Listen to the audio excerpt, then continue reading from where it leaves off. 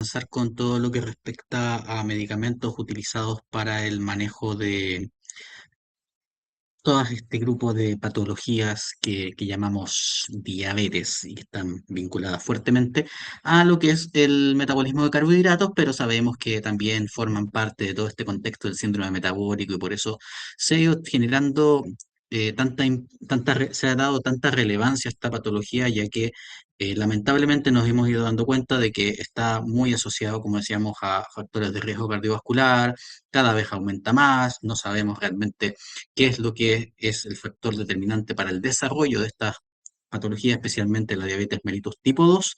Pero en este bloque, en este breve bloque que tenemos, nos vamos a enfocar en lo que vendría siendo, me adelanté los hechos, la introducción al sistema endocrino y el manejo de la diabetes mellitus tipo 1. Como ustedes ya a esta altura quizás habrán visto hasta el cansancio, nos encontramos con que la diabetes mellitus es una definición que se usa para hacer referencia a bastantes enfermedades. La misma palabra diabetes muchas veces está relacionada a otras patologías también endocrinas, pero no necesariamente vinculadas a la resistencia a la insulina o la falta de secreción de la insulina. Tenemos el ejemplo de lo que es la diabetes insípida, pero nos tenemos que enfocar entonces en, como dijimos, patologías de elevada incidencia para hacer un muy pequeño repaso sobre qué es lo que finalmente determina la posible aparición de esta enfermedad, al menos lo que se sabe hasta el momento, y obviamente cómo esto desemboca en la necesidad de la utilización de uno o varios fármacos según sea el caso. Así que ya a estas alturas ustedes manejan probablemente la información bastante completa en el sentido de que sabemos que desde el punto de vista fisiológico tenemos un páncreas vinculado a grupos celulares altamente especializados y que están asociados a su vez a la producción y liberación sistémica de diversas moléculas importantes para el desarrollo y el metabolismo humano. Ponemos atención particular en lo que vendrían siendo los islotes de Langerhans, que son agrupaciones agrupaciones celulares con amplia distribución en el páncreas, siendo representantes de la función endocrina porque consumen un gran volumen del flujo sanguíneo pancreático, mientras que su volumen total suele ser bastante escaso en comparación. O sea, significa que absorben gran parte de los nutrientes, son muy necesarios para el funcionamiento normal de lo que es la función endocrina del páncreas, y nos encontramos entonces con las células alfa, beta, delta, épsilon pancreáticas, cada una ya asociada a sustancias que me imagino habrán visto ya en otro contexto. Pero como decíamos, siempre tenemos la posibilidad de repasar alguna cosa que se les pueda haber olvidado, así que si se pierden en algún momento, me interrumpen y me comentan nomás. Pero aquí es donde lo que nos interesa particularmente es lo que pasa con la insulina y el glucagón. En este caso, nos encontramos con que existe un sistema de regulación donde hay un involucramiento de las células alfa, beta y delta pancreáticas, respectivamente asociadas a la producción de glucagón, insulina y somatostatina. Este triunvirato es bastante interesante por el hecho de que son sistemas que se regulan mutuamente. Es decir, las desregulaciones que afecten a uno de estos sistemas también inciden negativamente sobre el siguiente, lo que puede terminar causando que nos encontremos con patologías en las cuales podemos tener un déficit o una mayor producción de insulina. En ambos casos, obviamente, podremos llegar a consecuencias patológicas, ya que la ausencia de insulina es importante, al menos eh, quizás en la acción que más se enfoca, que tiene que ver con la captación celular periférica de glucosa. Pero también, si recordamos un poco de bioquímica o fisiología, no sé dónde lo vieron con más énfasis, sabemos que nos encontramos con que la insulina también tiene roles importantes, no solamente en en la captación de glucosa, sino que también en el metabolismo del glucógeno, también en la síntesis y acumulación de ácidos grasos, y por ende, esto explica por qué cuando nos encontramos en una enfermedad como la diabetes mellitus tipo 1 o tipo 2, no solamente la condición basal va a ser la hiperglicemia, quizás es una de las primeras señales que nos vamos a encontrar, pero se empieza a generar un proceso de desregulación sistémica que termina generando una serie de problemas de salud que, como decíamos, son consecuencias directas de la hiperglucemia en algunos casos, mientras que otros están vinculados, como decíamos, a otras alteraciones del metabolismo, como son la mayoría de los problemas cardiovasculares o los problemas que afectan y producen obesidad y dificultades para bajar de peso en el paciente diabético.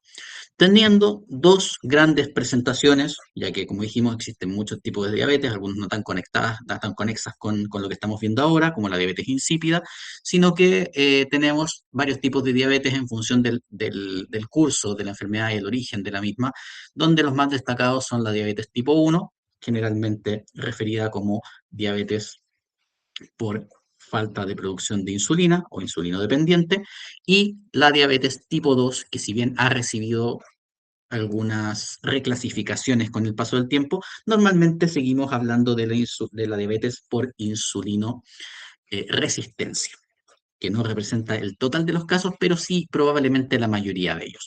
También podemos hablar, y vamos a dar un par de minutos a lo que es la diabetes gestacional, más cuando veremos en la clase del día de mañana, y otros tipos de diabetes, como quizás la diabetes tipo MODI, pero que comparativamente en función de la totalidad de los casos, son poco representativas. Probablemente donde más tenemos que poner ojo es diabetes tipo 1, aunque más que nada el médico general se enfoca bastante en lo que es el diagnóstico y la derivación, y principalmente se suele ver más a nivel pediátrico, pero obviamente dependiendo de la disponibilidad de atención médica, muchas veces el médico general podría llegar a hacer frente a esta situación.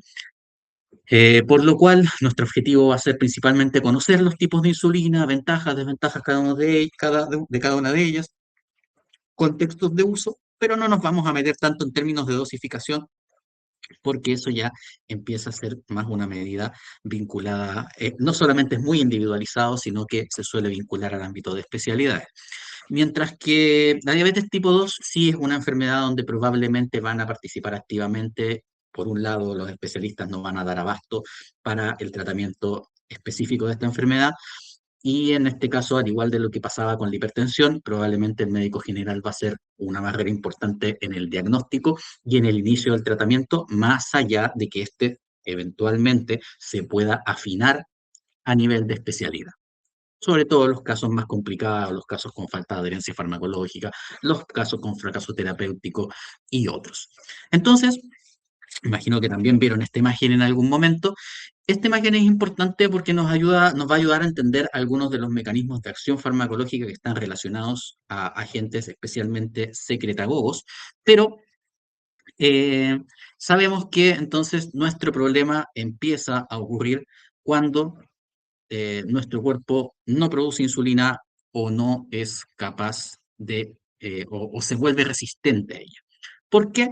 Porque nos vamos a encontrar con que el metabolismo usual de la insulina implica que a la entrada de glucosa da lugar al metabolismo asociado a la producción de ATP, y el incremento en las concentraciones de ATP produce el cierre de un canal de potasio, y la despolarización subsecuente permite el ingreso de calcio a la célula, que favorece la salida de vesículas de insulina. Entonces sabemos que tenemos un pulso basal de insulina fisiológico asociado a varias necesidades metabólicas, y un pic que muchas veces se le suele denominar el pic postprandial de insulina, que normalmente incrementa las cantidades de insulina al menos en 5 a 10 veces de lo que consideramos como basal, porque busca equipararse con los picos de glicemia asociados a la alimentación del individuo. Entonces, la idea es que nosotros vamos a mantener la glicemia controlada, porque la insulina nos permite ir absorbiendo esta glucosa, ya sea derivándola al metabolismo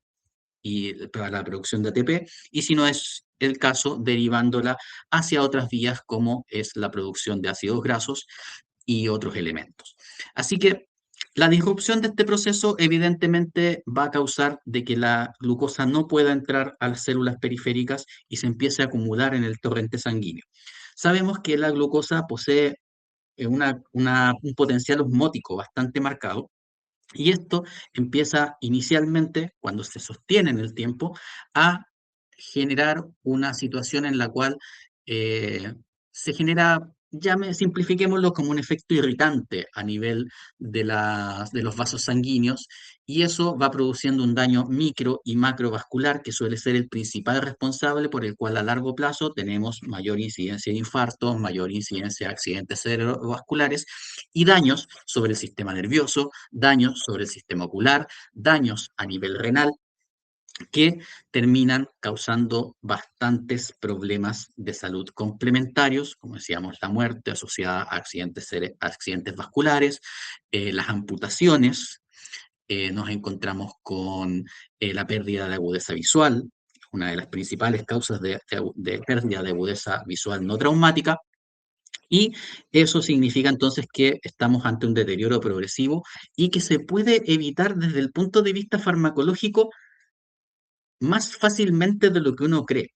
El problema es que, como con todo medicamento, necesitamos también cambiar los hábitos del paciente. Y eso es con lo que principalmente estamos luchando hoy en día. Estamos frente a un mundo que está muy acelerado, que hay muchos requisitos, muchas cosas que hacer, y por ende la actividad laboral a veces se contradice con el desarrollo de ejercicio físico, el hecho de que las personas no se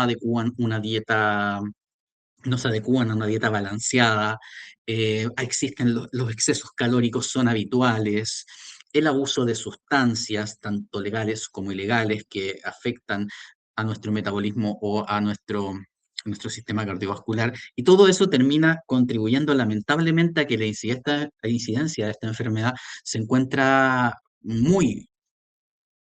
em, se encuentra muy desarrollada y dando lugar a que obviamente cada vez aparezcan más casos, especialmente de diabetes tipo 2.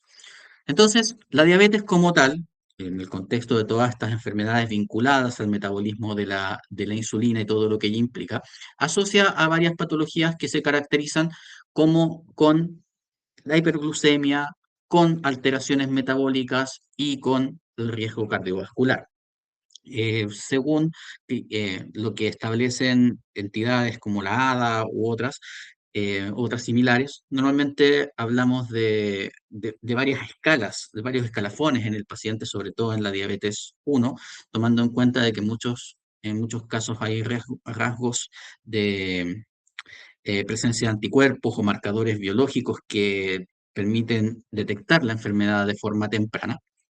Mientras que el diagnóstico clínico de la diabetes tipo 2 muchas veces pasa por el análisis de las condiciones de insulinoresistencia o las condiciones de hiperglicemia, que suelen ser el principal signo de alarma, pero es importante señalar de que muchas veces se considera al día de hoy un signo tardío. O sea, si bien es de rutina utilizar la medición de glicemia en ayunas para sospechar de la diabetes, el hecho de que un paciente presente glicemia normal en ayunas no es un indicativo que necesariamente no se encuentra en condiciones de insulinoresistencia. Así que, ¿cómo diagnosticamos al paciente diabético? Normalmente se identifican tres grandes signos que son la polidipsia, la poliuria y la polifagia. O sea, vamos a hacer pipí muy seguido, vamos a consumir, necesidad de consumir líquidos y también apetito muchas veces descontrolado. En el caso de la diabetes mellitus tipo 1, es habitual la pérdida de peso en el paciente, mientras que en la diabetes tipo 2, sobre todo considerando los hábitos alimenticios preestablecidos del paciente, es un poco confuso esto porque suelen encontrarse pacientes con niveles variables de sobrepeso u obesidad. ¿Qué mecanismos tenemos de forma objetiva para controlar la evolución de la enfermedad y para el diagnóstico? Generalmente, los estudios más habituales, por lo menos lo más clásico, se basan en el análisis de la glicemia en ayunas y de los test de sobrecarga. Si a alguien le tocaba esos test de sobrecarga, son esos líquidos cargados en glucosa que parece como una fanta, pero mucho más asqueroso, y que, como digo, la idea, me imagino que sabrán que es replicar un poco las condiciones de sobrecarga posterior a la alimentación. Entonces, sabemos que nuestro cuerpo, primero, eh, después de un ayuno de 6 a 8 horas, la glicemia normalmente debería descender por bajo los 100 miligramos por decilitro. Mientras más dure el ayuno o mientras menos, menos cargada haya sido nuestra última comida, probablemente va a ser más baja. Mientras que los test de sobrecarga deberían arrojar un valor por bajo los 140 miligramos por decilitro de sangre. Cuando ya hablamos de niveles por sobre estos valores, sobre 126, sobre 200, hablamos que estamos en un paciente con una sospecha muy concreta y normalmente si bien hay cierta discusión al respecto, se suele considerar que si el paciente cumple estos dos elementos, suele ser suficiente para el diagnóstico de diabetes mellitus, independiente de la sintomatología que pueda presentar el paciente.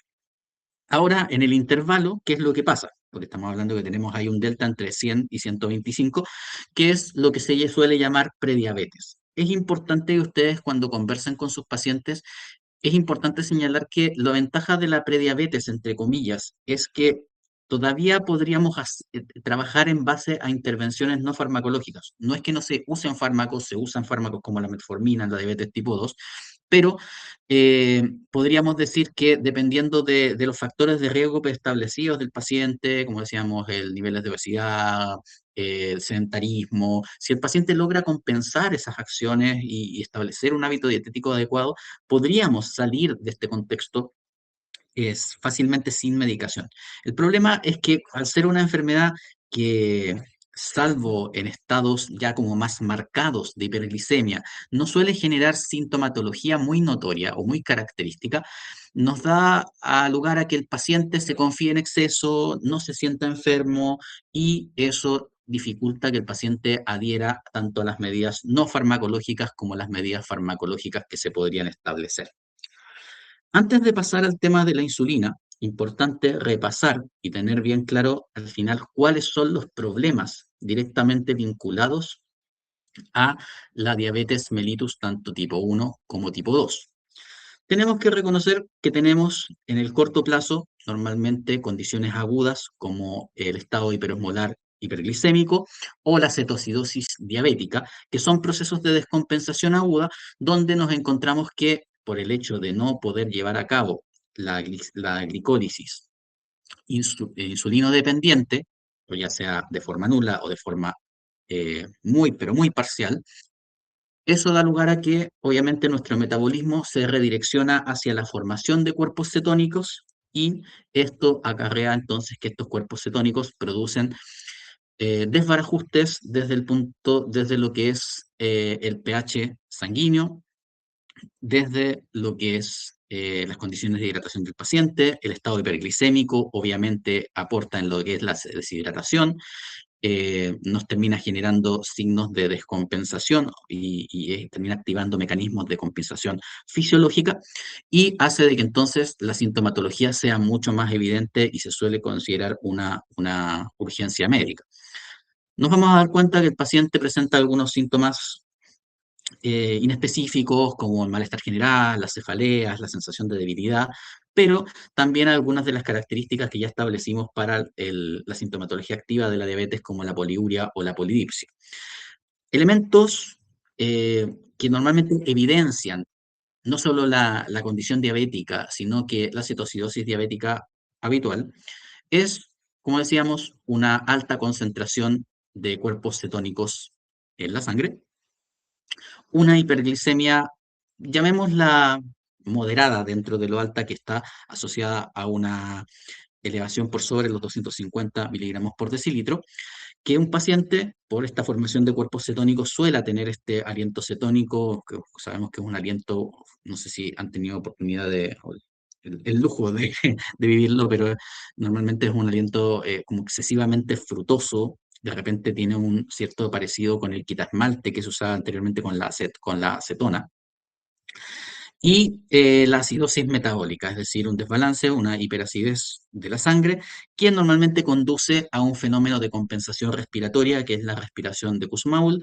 y que se produce porque ante la eh, sobreutilización de las bases de la sangre para poder compensar a través de los sistemas tampón del organismo y el agotamiento de estas por el exceso de sustancias ácidas, nuestro sistema respiratorio empieza a compensar de alguna manera generando una respiración que podríamos definir en términos sencillos como una respiración muy poco profunda y eh, pero a la vez con cierto nivel de agitación, donde el esfuerzo que hace el organismo para retener bases y poder compensar este desorden desde el del pH sanguíneo.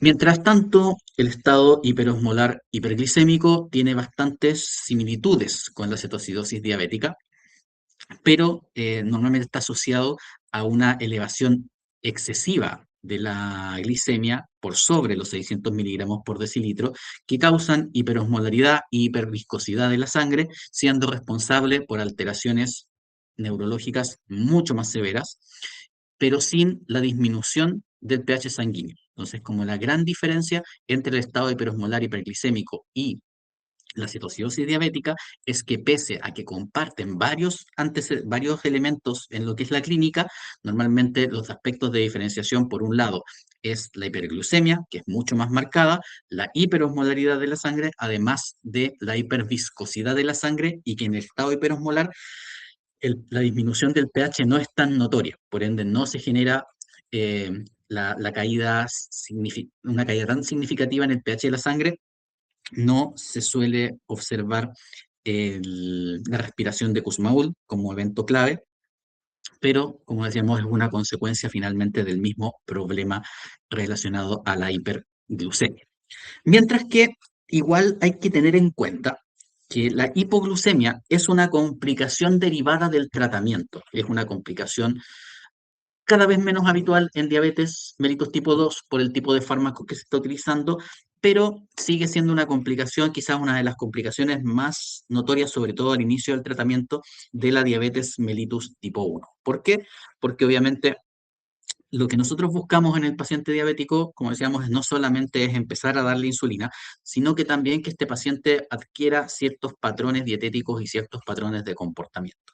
Entonces ocurre que finalmente, sobre todo en la terapia intensiva con insulina, donde nosotros aplicamos inyecciones de insulina y dosificaciones estandarizadas de la misma, pueden haber situaciones en las que los pacientes, por ejemplo, se salten las comidas, hagan ejercicio, consuman algún tipo de medicamento que potencia a la insulina, y eso haga que, más allá de que nosotros obviamente nuestra dosificación insulínica nos lleva a tratar de normalizar la glicemia, tanto postprandial como la glicemia digámoslo así, con las concentraciones de insulina basal, se pueden dar escenarios donde aparezca hipoglucemia, donde la glicemia suele estar por bajo los 60 o los 50 miligramos por decilitro, lo que normalmente genera un estado de debilidad generalizada, con síntomas que suelen ser más graves conforme la glicemia es aún menor. Normalmente los pacientes también pueden cursar a veces con cierto aliento cetónico si esto se mantiene por el tiempo, y ustedes saben que obviamente la hipoglucemia normalmente se parece bastante cuando uno, por ejemplo, se va a las clases en la mañana, se le olvidó tomar desayuno, no alcanzó a tomar desayuno, ya como a las 12 uno empieza a sentir esa sensación de debilidad,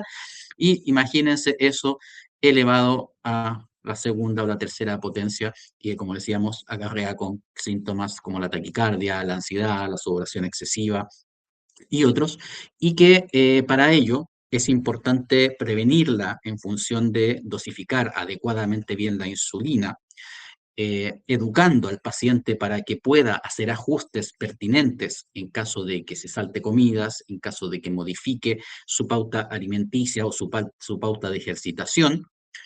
Y también tenemos un tratamiento estándar para eventos en los cuales la glucemia se nos vaya muy al piso, y que es la utilización de glucagón con dispositivos autoinyectables. Entonces, que también puede ser un mecanismo de control que se tiende a establecer cuando tenemos, sobre todo los pacientes cuando recién están empezando con el tratamiento eh, con insulina, y eso lo tratamos de utilizar en pacientes que tengan mucho riesgo de hiperglucemia, porque sabemos que, de hipoglucemia, perdón, porque son pacientes que no adhieren a un régimen terapéutico adecuado. Entonces, sabemos que ahí podemos tener más problemas. Y ahora, ¿qué es lo que nos pasa a largo plazo? A largo plazo nos vamos a encontrar con un sinnúmero de problemas que terminan convirtiéndose en nuevas causas de morbilidad y mortalidad en el paciente. Los eventos micro y macrovasculares terminan generando muchas consecuencias clínicas y que, como les mencionaba, creo que es interesante hacer el paralelo de la hipertensión con la diabetes, porque resulta de que si uno las compara, realmente son enfermedades en las que hay muchos medicamentos disponibles. Y los medicamentos disponibles cada vez son más eficaces, pero nos hemos encontrado con medicamentos espectaculares para lo que es el estándar del paciente, como son los inhibidores de la ECA o los antagonistas AT1 en la hipertensión y los medicamentos como las biguanidas, el caso de la metformina en diabetes tipo 2. Pero aún así nos encontramos con que la incidencia de problemas a largo plazo vinculados a la diabetes son cada vez mayores. Entonces, ¿qué es lo que tenemos que estudiar? ¿Qué es lo que tenemos que analizar? ¿Qué es lo que está pasando? ¿Por qué tenemos medicamentos tan buenos y tenemos resultados tan malos? La respuesta que se ha dado en los últimos años es que, como decíamos, tenemos una enfermedad que suele ser tan silenciosa que las personas no la toman en cuenta hasta que empiezan a tener problemas graves de salud. Entonces la persona no siente la necesidad de consumir su medicamento, no siente la necesidad de ajustar sus hábitos, sino que se enfoca en lo que está sintiendo habitualmente y evidentemente que muchas veces los fármacos producen efectos adversos y obviamente si yo me siento bien y más si me estoy tomando un medicamento que siento que me está haciendo mal, probablemente lo voy a dejar.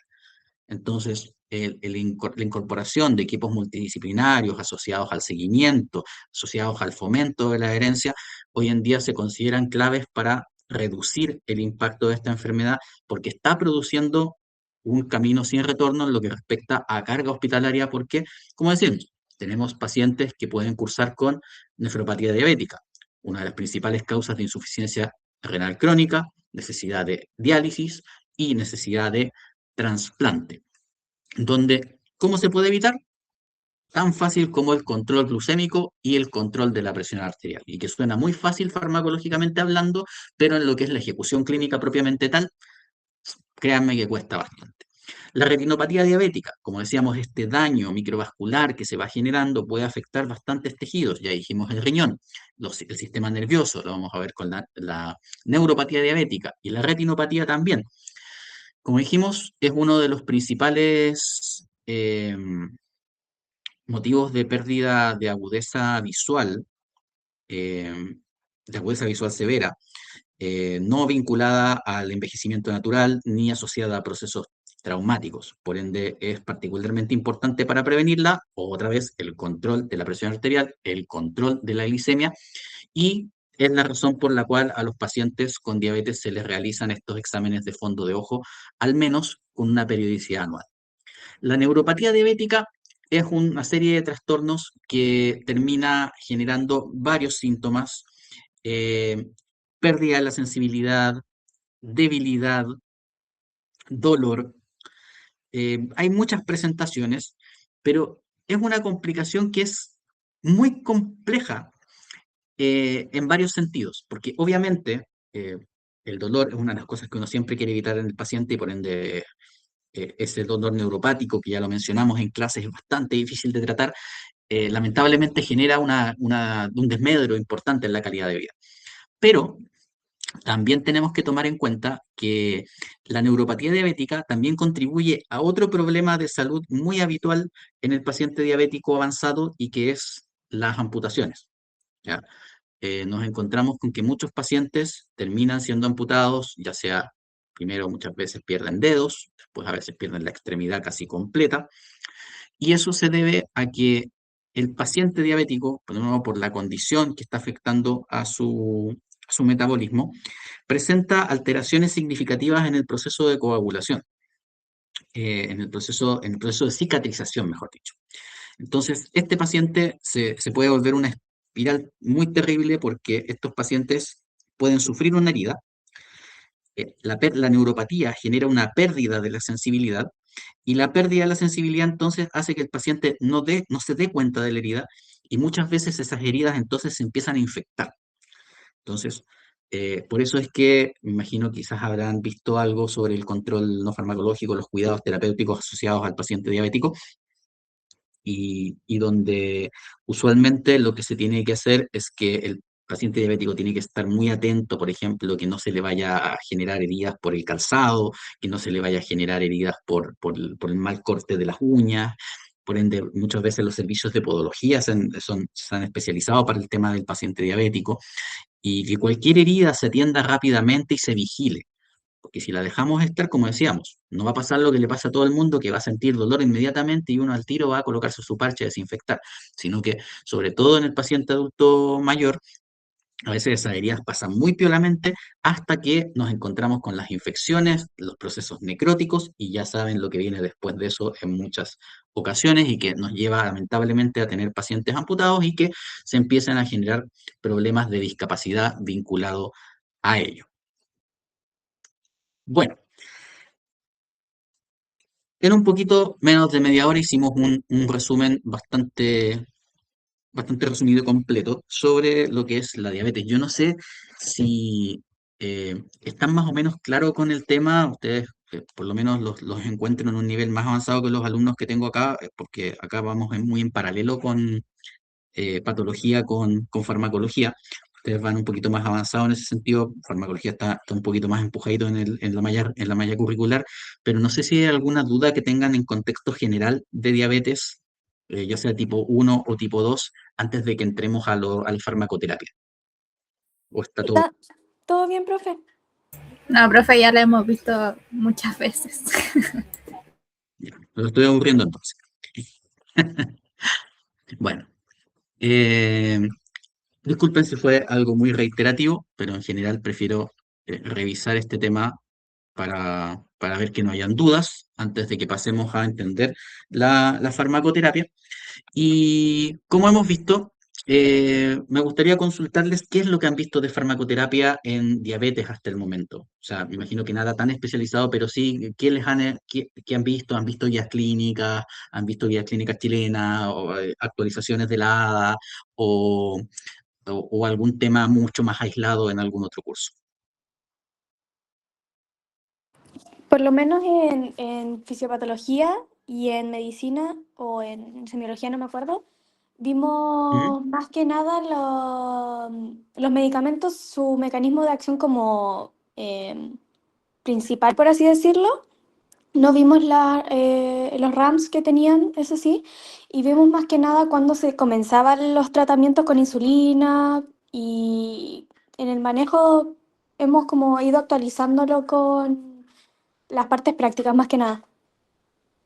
Ya, perfecto, muchas gracias. Bueno, entonces probablemente muchas de estas cosas no van a ser una novedad, pero es importante que podamos aclarar las dudas, sobre todo en esta parte de la materia, con respecto a cuándo iniciamos los tratamientos, cuáles son las primeras características y quizás, no sé si lo han visto más o menos hacia dónde se va la terapéutica actual. En lo que es insulinoterapia, obviamente nos enfocamos en diabetes tipo 1, más allá de que vamos a hablar algo de insulinas en diabetes tipo 2. La aplicación de la diabetes tipo 2 de la insulina es un poco cuestionable. Sabemos que las guías de referencia van cambiando de una forma bastante regular, pero existe como una contraposición entre algunos grupos de pacientes en los que se sugiere la insulinoterapia temprana, mientras que en otros pacientes la insulinoterapia generalmente es tardía, cuando las condiciones de insulinoresistencia terminan generando una atrofia de los mecanismos pancreáticos y eso hace necesario la utilización de insulina exógena. Pero en general, el paciente diabético tipo 2, por lo menos la mayoría de los casos, en particular el paciente que presenta algún nivel de sobrepeso o obesidad, suele ser raro que necesite insulina de forma temprana. Sin embargo, la diabetes mellitus tipo 1 es una patología en la cual nos encontramos que lo que falta es la insulina. O sea, se genera un proceso, no sé si lo caracterizaron en función de lo que dice la evidencia más reciente, que se habla de tres etapas, donde una primera etapa es una etapa asintomática, una etapa donde se empiezan a generar algunos fenómenos de carácter inmunológico.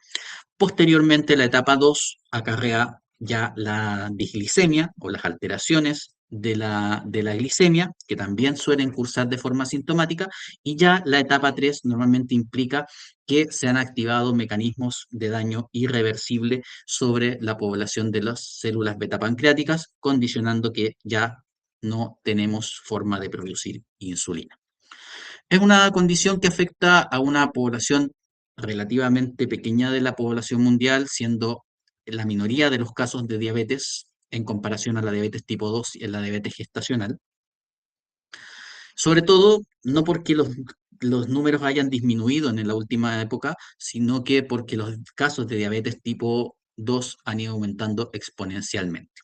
Aquí entonces lo clásico es el déficit absoluto de insulina y por ende nuestra solución implica aplicar insulina de forma temprana. O sea, apenas detectamos el problema y la falta de insulina y la destrucción de estas células beta pancreáticas y que normalmente se asocia a la presentación sintomática del paciente, por lo menos hasta hace unos años atrás, hasta la aparición de muchos biomarcadores que vamos a mencionar que son de interés, donde nos encontramos entonces con un paciente ya que presentaba déficit parcial, pérdida de la funcionalidad pancreática para la producción de insulina y no nos queda otra que generar lo que es la terapia intensiva con insulina que hace necesario o que busca replicar los ritmos fisiológicos de producción de insulina.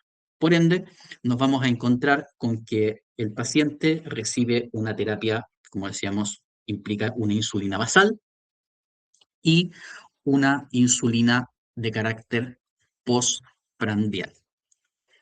Entonces, las insulinas normalmente de carácter rápido buscan replicar el pic de glicemia que se genera cuando nosotros consumimos alimentos de forma regular, mientras que la insulina basal busca replicar este pulso constante de insulina que está asociado a variadas necesidades metabólicas. Así que, ¿de qué forma se estructura la administración de insulina? Es muy variable.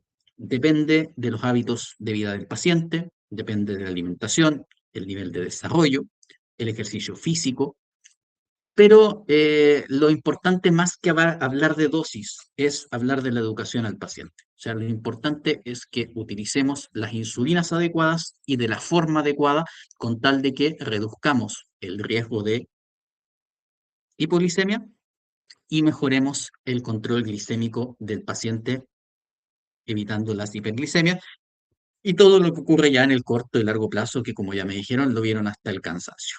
Así que los niveles de insulina también es importante considerar que se pueden ver alterados por varios factores. Primero, obviamente, el tipo de insulina. En la imagen que está en la parte superior derecha, pueden notar cómo son normalmente los perfiles farmacocinéticos de los diferentes tipos de insulina. ¿En qué sentido? Principalmente estos se miden en función de la vida media biológica o la duración que estos presentan y la rapidez de los efectos. Entonces, el principal estándar que tenemos para comparar las insulinas es qué tan rápido actúan y cuándo se genera el pic de insulina, si es que se genera, y cuánto tiempo van a durar, porque nos resulta información importante para el contexto en el que se usan y define los periodos de readministración. Entonces, ¿qué factores tenemos que tomar en cuenta y que pueden llevarnos a la necesidad de ajustar las dosis de insulina? Por un lado, como decíamos, el tipo de insulina. Todas tienen un perfil diferente, por ende, las dosis pudiesen variar, y no tanto quizás la dosis, sino que los periodos de administración. Por otro lado, la zona de inyección, ya que sabemos que lo ideal es encontrar un depósito subcutáneo que nos permita tener una buena superficie de absorción, facilidades para la inyección y eh, considerar la posibilidad de que los depósitos intra o subcutáneos se van agotando con el tiempo. Entonces tenemos que ser capaces de buscar un tejido que nos permita, o una zona del cuerpo que nos permita ir rotando de una forma cómoda. Por ende, lo más habitual es como se dice, el vulgar rollito, donde es fácil aplicar la inyección, suele ser lo más fácil, no es que necesariamente tenga que ser ahí, pero normalmente rotar los lugares de inyección son lugares con las mismas profundidades y vamos rotando del lado derecho al lado izquierdo y eso obviamente, como decíamos, quizás es lo más fácil para la mayoría de los pacientes en cuanto a técnica de inyección. Ahora, el ejercicio físico es un elemento sensibilizante a la insulina, por ende hay que considerarlo a la hora de pautear esto porque es necesario considerarlo tomando en cuenta cómo va a regular su ingesta el paciente y, y educarlo, sobre todo en los signos de hipoglucemia. ¿Por qué? Porque obviamente quizás no vamos a estar ajustando o jugando con los niveles de insulina a cada rato, pero sí lo que podemos decir al paciente es que si realiza ejercicio físico va a ser importante que tenga a mano algún tipo de azúcar de rápida digestión y de rápida absorción, con tal de que en caso de la aparición de signos o síntomas de hipoglicemia, el paciente inmediatamente los consuma y así evite la necesidad de tener que partir a su CEFAM o a su hospital más cercano y la administración de glucagón. Y los anticuerpos antiinsulina, la verdad es que los anticuerpos antiinsulina ya, si bien se dan en ciertos contextos y limitan la efectividad de algunos tipos de insulina, desde que se tiene la insulina obtenida por técnicas de DNA recombinante, que nos permite tener insulinas mucho menos antigénicas que antes, ya se vuelve un problema bastante menor. O sea, eh, pasaba mucho, o sea, era un problema importante la formación de anticuerpos, sobre todo cuando utilizábamos insulina bovina o insulina porcina, porque al no ser una insulina igual a la humana, nuestro organismo naturalmente podía llegar a producir anticuerpos, causando diversos tipos de síntomas, desde lo que eran reacciones alérgicas hasta que la insulina al final teníamos que ajustar mucho las dosis porque la incorporación al torrente sanguíneo y su actividad era a veces muy errática. Sin embargo, ahora la mayoría o sea, todas las insulinas se obtienen por técnicas de ADN recombinante, utilizándose insulina exactamente igual a la humana o análogos de insulina que se prueban con el objetivo de evitar de que de alguna forma bypassean los mecanismos que generan anticuerpos. Así que nos vamos a los tipos de insulina. Eh, Atento a las dudas que puedan tener al respecto de los diferentes tipos de insulina que tenemos a disposición. Y como les mencionaba, las insulinas las dividimos en dos grandes grupos. Aquellas insulinas de acción prolongada y aquellas insulinas de acción rápida o insulinas postprandiales. En las insulinas postprandiales, perdón, perdón, las insulinas para la hiperglicemia postprandial, no es que son postprandiales, sería un error decirlo así. La insulina, las insulinas rápidas involucran a la insulina cristalina regular, que recibe varios nombres: insulina regular, insulina rápida, insulina. Ahí con la literatura en inglés a veces tengan cuidado porque se pueden equivocar. Pero la insulina regular cristalina, quizás la forma más estándar de mencionarla, es la insulina recombinante humana, como decíamos, se obtiene a través de biosíntesis, donde a una bacteria, un microorganismo, le colocan ahí la hacen codificar para la formación de insulina igual a la humana, y eso nos permite obtener una insulina muy eh, poco antigénica, prácticamente nula su antigenicidad, y esto hace de que no va a tener los problemas de administración antes asociados a la insulina bovina o a la insulina porcina. El problema que tiene es que tiene que ver más que nada con la forma en la que se absorbe, se libera y se organiza para poder funcionar en el organismo. Básicamente, ustedes saben que en nuestro cuerpo la insulina normalmente se acopla en hexámeros. El zinc es un elemento importante para esto y esto permite una liberación gradual de insulina. La insulina de acción rápida normalmente es la insulina, digámoslo así, suelta, y que nos permite complementar la acción de la insulina basal, evitando la hiperglucemia postprandial, pero que farmacocinéticamente no nos permite replicar de forma exacta lo que ocurre fisiológicamente cuando nosotros consumimos alimentos. Entonces, ¿qué ocurre? Si nosotros consideramos estos elementos de control que estábamos diciendo, que es el efecto inicial, el punto, el pico de efecto máximo y la duración total del efecto, no son coincidentes con lo que pasaría en el organismo cuando liberamos insulina en un estado, llamémoslo sano. ¿Por qué? Porque si volvemos a la diapositiva de atrás y nos acercamos un poquito a los perfiles de administración, nos vamos a dar cuenta de que el pic fisiológico de insulina se suele parecer más a las insulinas ultra rápidas, porque es un pic acotado, donde el pico de insulina se produce en un breve periodo de tiempo y, y no de forma extensa. En cambio, nos damos cuenta de que el pic de la insulina regular es mucho menos pronunciado, por ende nos aumenta el riesgo de sostener la hiperglicemia a menos que utilicemos más dosis.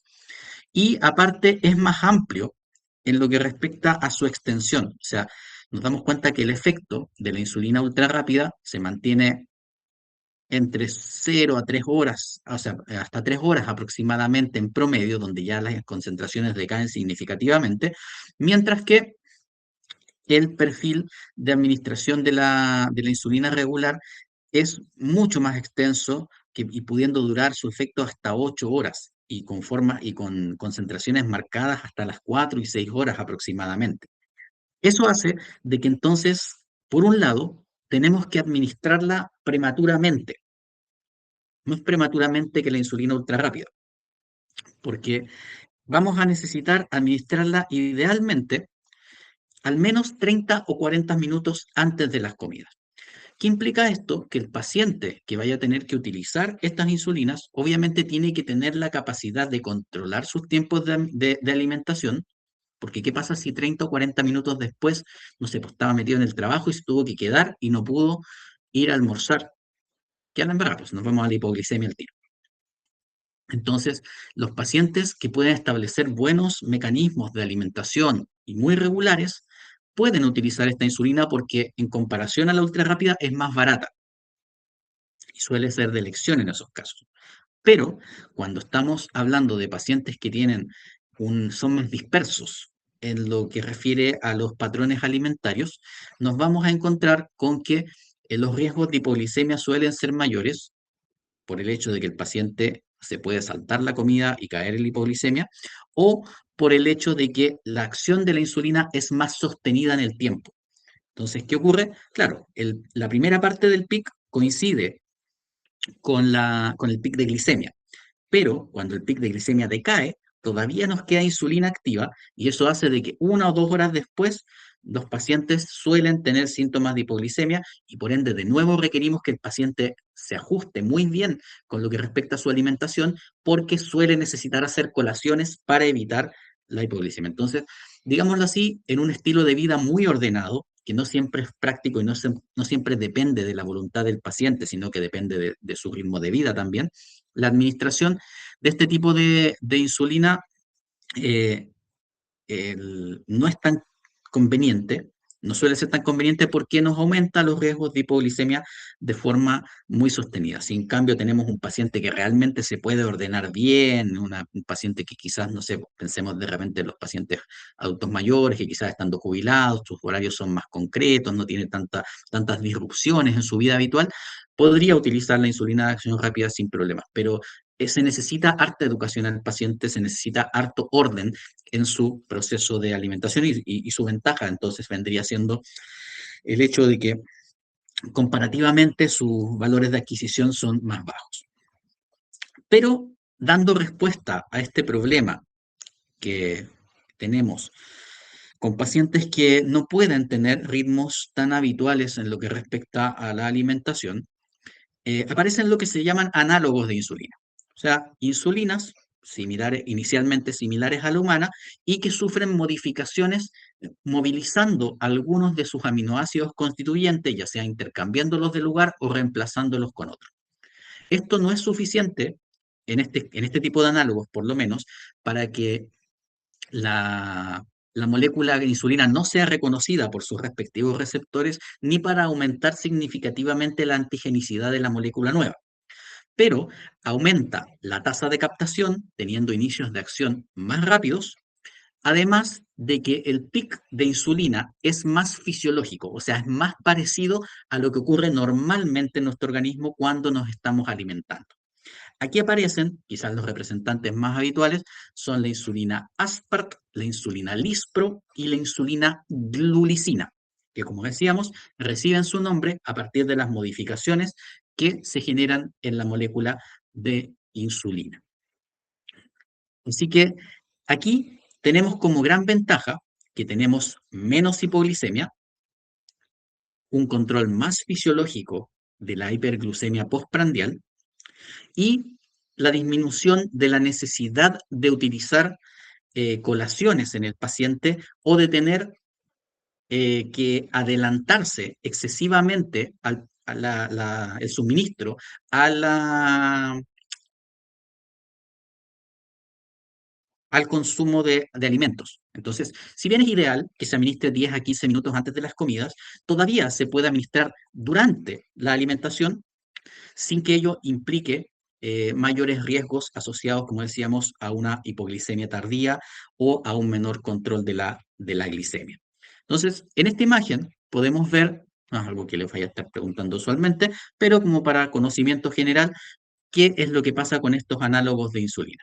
Si nos fijamos, las lineecitas de colores destacan el diferente tipo de insulina. Entre paréntesis colocamos el año de introducción, siendo la insulina Lispro la primera que se introduce en el mercado en el año 1996 y que su gracia es que intercambia de lugar la lisina y la prolina que está en la cadena B de la insulina. Entonces, como podemos ver en el sector inferior derecho de la imagen, nos encontramos ahí esa lisina y prolina terminales que se cambian de lugar en el caso de la insulina Lispro. Por eso, como lisina y prolina, su nombre es Lispro. La insulina Aspart, introducida en el año 2000, implica que lo que vamos a hacer, como su nombre lo dice, Aspart de ácido aspartico, es introducir un aminoácido que es el ácido aspartico en vez de la prolina, que también se vio afectada en este caso en la insulina Lispro. Entonces sacamos una prolina, metemos un ácido aspartico y por ende eso crea la insulina aspart. Mientras que la insulina glulicina, introducida en el año 2004 como uno de los últimos análogos de acción ultra rápida que salieron al mercado, tiene dos modificaciones donde la asparagina al inicio de la cadena B, la cadena beta, se intercambia por una lisina, de ahí la parte lisina, y el GLU obedece al ácido glutámico que se inserta en vez de una lisina en la fracción terminal de la cadena beta. Entonces, por eso es que se llaman glulicina, aspart y lispro, principalmente por los procesos de intercambio de lugar o intercambio de tipo de aminoácido involucrado.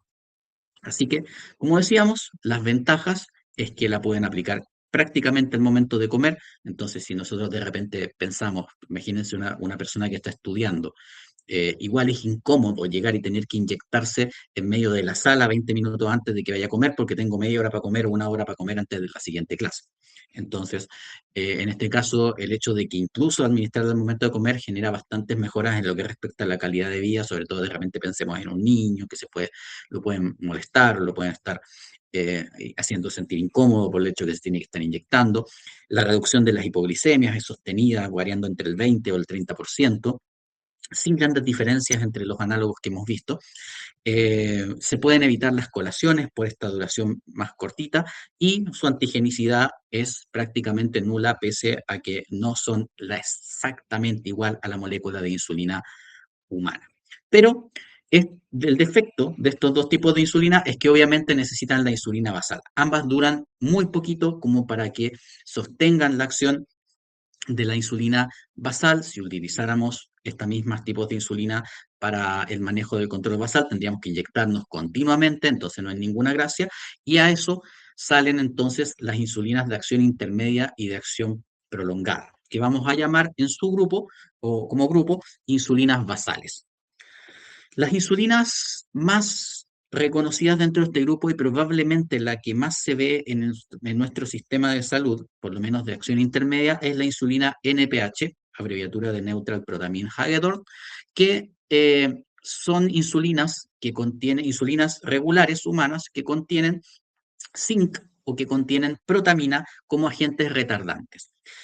Es importante señalar, quizás ustedes no van a estar administrando la insulina, pero que si uno quiere comparar las insulinas rápidas con las prolongadas o las basales con las insulinas rápidas, es algo que se le puede indicar al paciente por las características físicas. Si uno se da cuenta, las insulinas con retardantes normalmente tienen un aspecto turbio o aspecto semilechoso, mientras que las insulinas de acción de acción corta suelen ser totalmente transparentes. Entonces, de repente, si el paciente, no sé por qué se le puede haber caído la etiqueta, borrado la etiqueta, cualquier cosa, nunca dura tanto una insulina como para que pase algo así, pero no sé dónde la puede haber dejado tirada.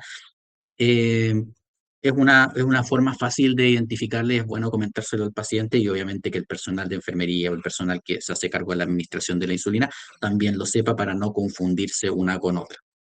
Estas insulinas normalmente se tienen que administrar 2 veces al día, habitualmente antes del desayuno, antes de acostarse.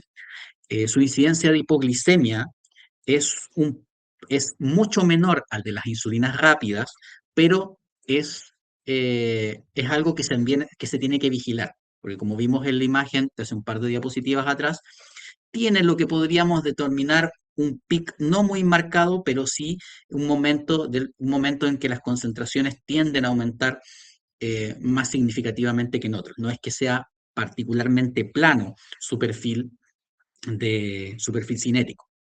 Entonces, como su duración es de 16 a 24 horas, normalmente se utilizan 2 veces al día y dentro de las insulinas de acción de tipo basal son las más económicas. Por ende, si nuestro objetivo obviamente es establecer un tratamiento más barato, normalmente la combinación habitual implica la utilización de insulina de acción, de insulina NPH con insulina regular cristalina. Pero ya sabemos que las insulinas ultra rápidas nos ofrecen bastantes beneficios, más allá del aumento en el costo del tratamiento, pero pasa lo mismo con las insulinas de acción prolongada, en las cuales nos encontramos con análogos que nos van a permitir, o sustancias retardantes que nos van a permitir una concentración sostenida de insulina sin pic plasmáticos particularmente notorios y que por ende reducen el riesgo de hiperglicemia,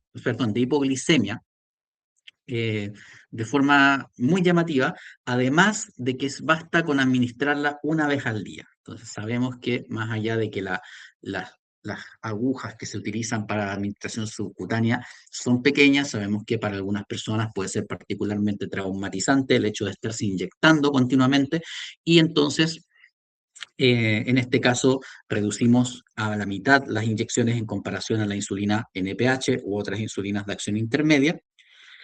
Y además reducimos ese más ligero riesgo que teníamos de hipoglicemia.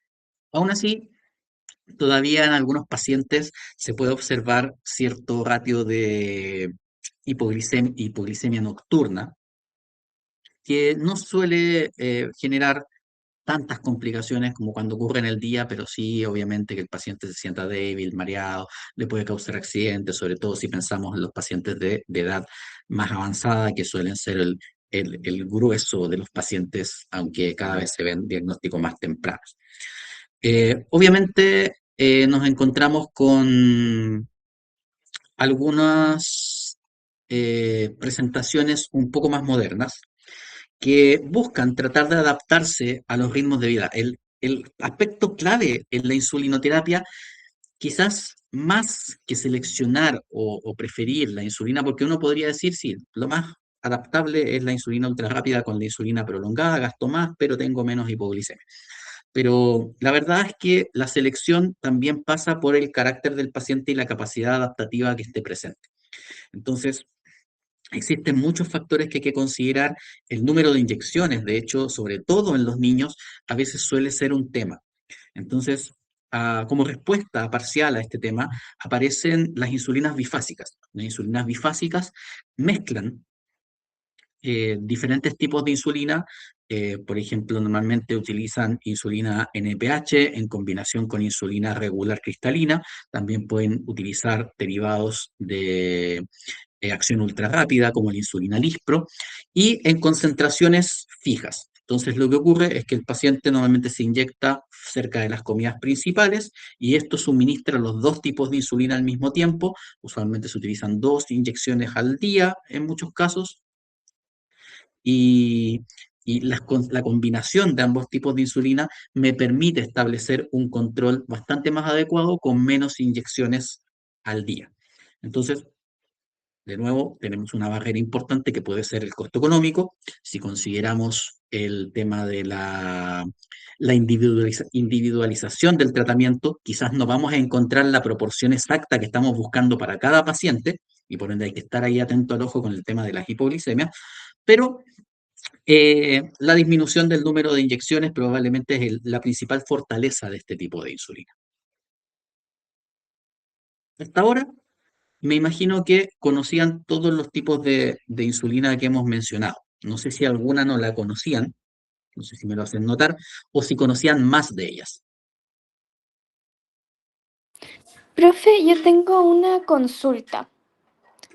Cuénteme. Las bombas de insulina que los pacientes diabéticos se ponen, ¿qué tipo de insulina tiene o depende de cada tipo de paciente? Generalmente insulina regular. Muchas gracias. Ok. ¿Les han hablado de algún otro tipo de insulina más moderna que estas?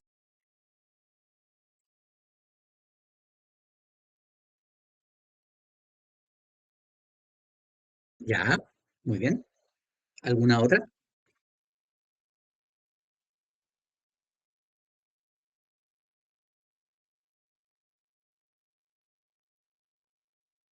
Bueno. Primero, quizás sea conveniente hablar del tema de las bombas de insulina, aprovechando que su compañera lo mencionó. Las bombas de insulina son dispositivos que cada vez se han ido implementando de mejor manera, cada vez los están haciendo más pequeñitos, cada vez los están haciendo con más tecnología incorporada, y que, como su nombre lo dice, buscan generar un bombeo de insulina, un suministro de insulina similar al fisiológico. Para eso, hoy en día se suelen conectar con dispositivos que permiten hacer una monitorización de la glicemia y por ende liberar insulina regular, insulina humana, insulina regular humana, como si obviamente respondiendo a las variaciones de la glicemia. Entonces, eso vendría siendo casi lo ideal en muchos casos. El problema es que todavía se consideran dispositivos que son bastante caros. En nuestro país, por ejemplo, la ley Ricarte Soto permite el acceso a algunos grupos de la población a las bombas de insulina. Se considera que en los niños es una buena idea, pero hay que poner ojo con las bombas de insulina porque no significa que debamos descuidarnos con el paciente, porque obviamente no queremos poner una bomba de insulina que termine generando que el paciente se nos descontrole y termine desarrollando insulinoresistencia. O sea, igual hay que cuidar la dieta, igual hay que cuidar, pero de alguna forma le da más libertad al paciente. Creo que la mejora en la calidad de vida es muy significativa. El paciente no se tiene que estar inyectando continuamente. Obviamente hay que tener ojo con la mantención que requiere la bomba de insulina. Nos van a tocar quizás algunas visitas a control para esos propósitos. Hoy en día, el seguimiento de la glicemia, el seguimiento de los niveles de insulina, se pueden seguir con dispositivos muy pequeñitos que ni se notan y que y que se pueden colocar ahí en la piel y que junto con el celular o con equipos de seguimiento permiten darle información al médico para identificar, por ejemplo, el comportamiento de la glicemia del paciente, para hacer un seguimiento mucho mejor y para suministrar la insulina de forma mucho más inteligente y obviamente prácticamente en línea con lo que ocurre fisiológicamente. Obviamente es posible que con el paso del tiempo, conforme estas tecnologías se van volviendo más accesibles, lleguemos a un punto en el que pudiesen llegar a ser garantizadas para todas las personas. Pero de momento todavía tenemos que adaptarnos a que muchas personas siguen manteniendo las terapias inyectables y para ellos, y pensando en ellos, y también en el diabético tipo 2, en los cual la bomba de insulina quizás no es la mejor alternativa, también se han generado nuevos derivados de insulina. En este caso, tenemos esta diapositiva, creo que no estaba en la presentación anterior, así que como les decía, la voy a actualizar para que la tengan, pero igual pueden ir anotando. Las insulinas más nuevas, o relativamente nuevas, corresponden por un lado a la insulina inhalable que mencionaba su compañera. La insulina inhalable tiene la ventaja de que presenta una absorción y metabolización muy rápida, o sea, comparativamente a la insulina Lispro o la insulina Aspart, las insulinas ultra rápidas, se consigue alcanzar un pic de glicemia mucho más rápido. O sea, es otra insulina que podríamos administrar incluso al momento de comer. Y en general ha demostrado en algunos estudios mejores rangos de mantención de la glicemia, tanto reduciendo los episodios de hipoglicemia como los episodios de descontrol e hiperglicemia. O sea, los niveles, sobre todo de hemoglobina glicosilada, normalmente demuestran un buen control.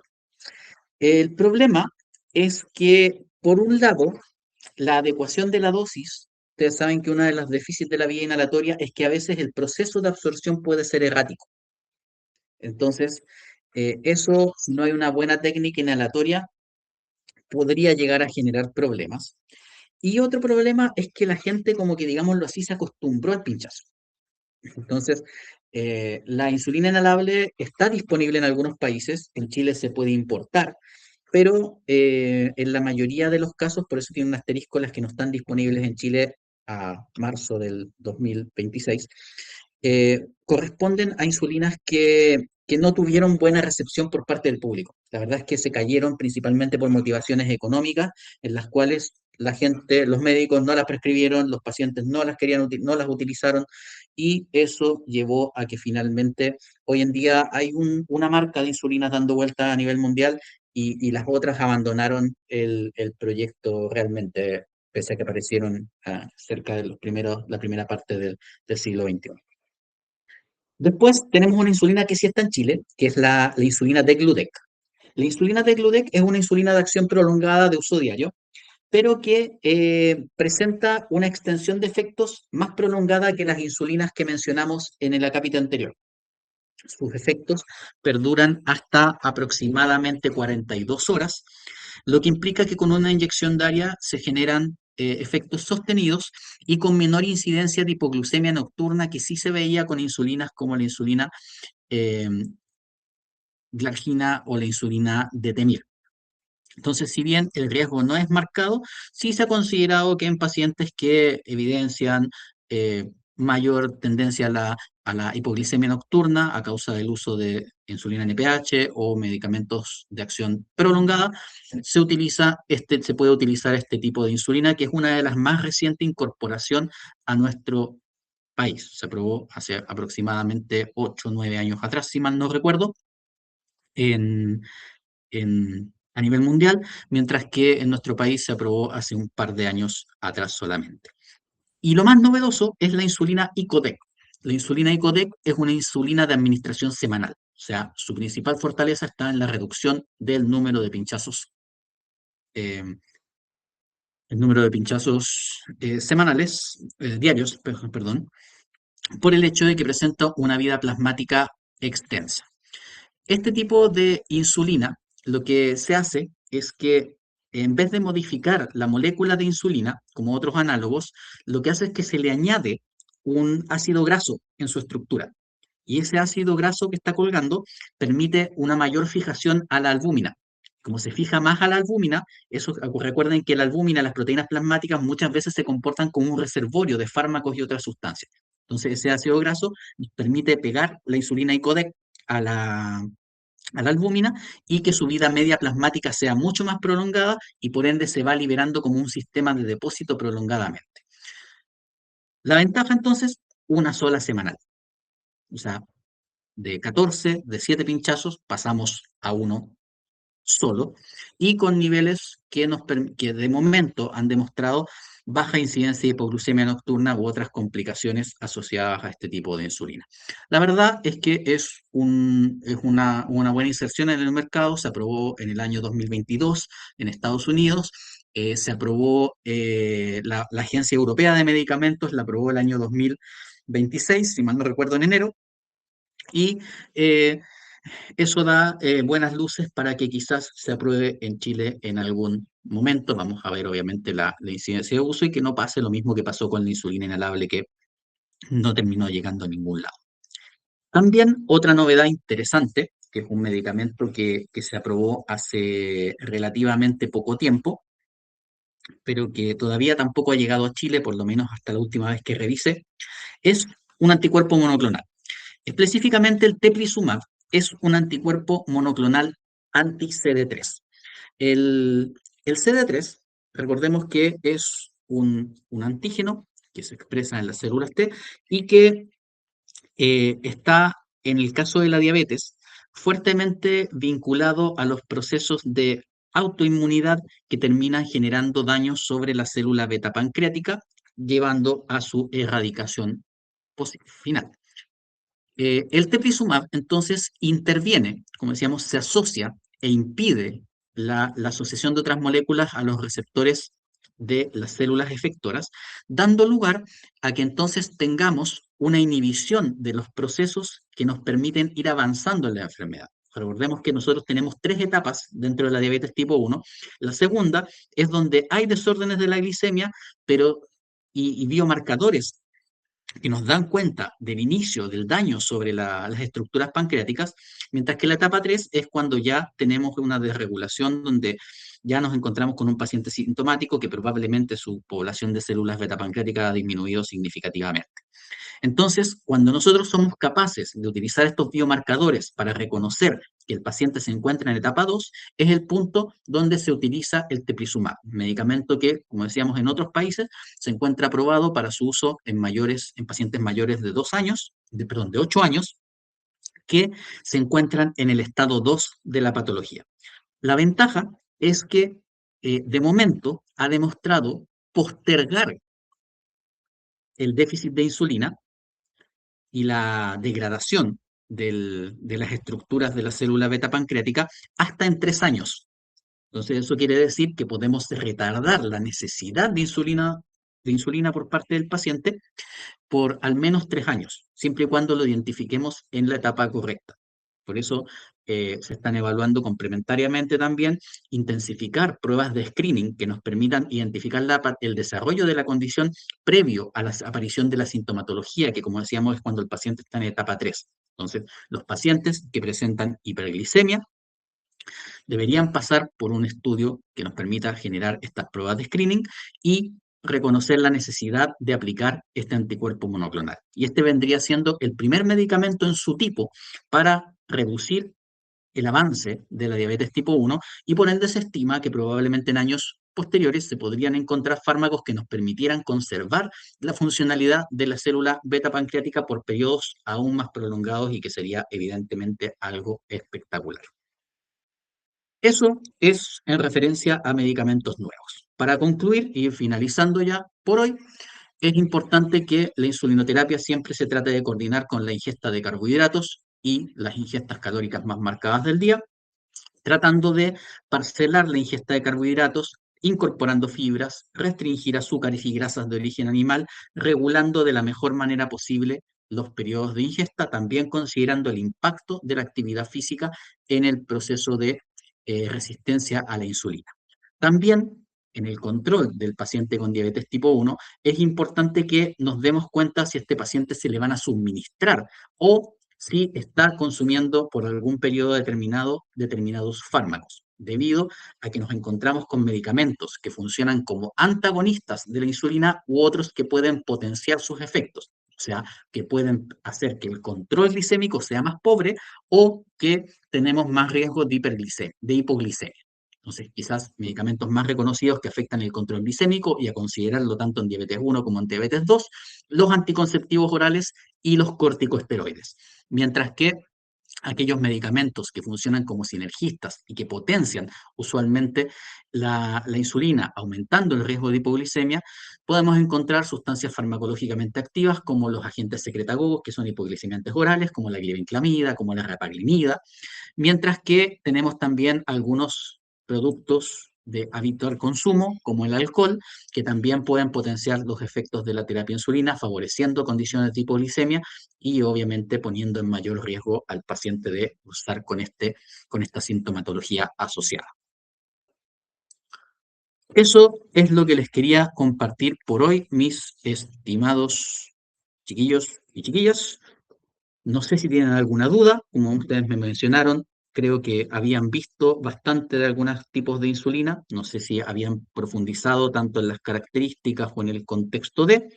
Cuando tengamos una sesión de casos integradores, vamos a tratar de enfocar todo este raciocinio para aplicar algún otro tipo de insulina, más allá de que quizás ustedes no sean quienes la prescriben inicialmente, pero a grandes rasgos es importante señalar que normalmente la decisión y la selección de los tipos de insulina obedece principalmente a la capacidad del paciente a plegarse a una estructura ordenada de alimentación, ejercitación y el ritmo de vida en general, los costos que se quieran asumir y las reacciones adversas que pueden ir presentando con los diferentes tipos de insulina. En función de eso, usualmente son los criterios que se utilizan para ajustar el tipo o la forma de administración de insulina.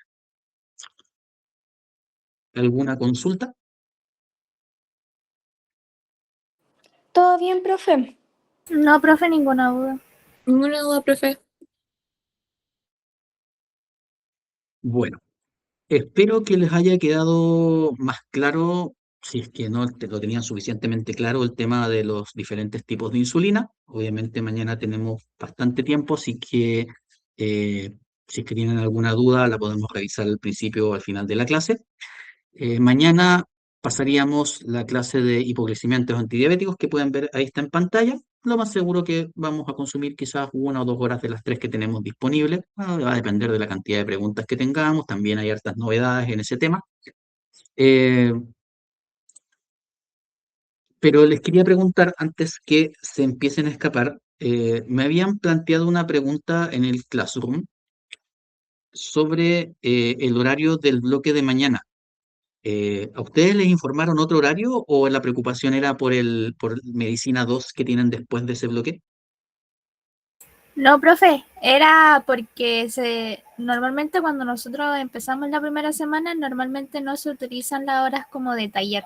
Entonces, a lo menos a mí me pareció raro que empezáramos en el horario de taller. Y por eso hice esa consulta. Ah, ya. Es que estamos tratando de aprovechar al máximo el tiempo para cubrir bien el programa. Como les decía, tenemos hartos feriados este semestre, así que queremos aprovechar las horas prácticas para que aprendan lo más posible. Consulta, mañana tienen, o sea, perdón, el bloque que tienen de Medicina 2 es un bloque presencial. Sí, profe, tenemos que básicamente volar a la U. Ya, ¿les parece prudente que dejemos como estandarizado terminar unos 15 minutos antes o es muy poco? Profe, ¿y eso a qué hora sería? Si termináramos 15 minutos antes. O sea, terminaríamos, voy a hacer el intento por terminar. Si es a las 17:05 tendríamos que estar terminando a las 16:45 aproximadamente.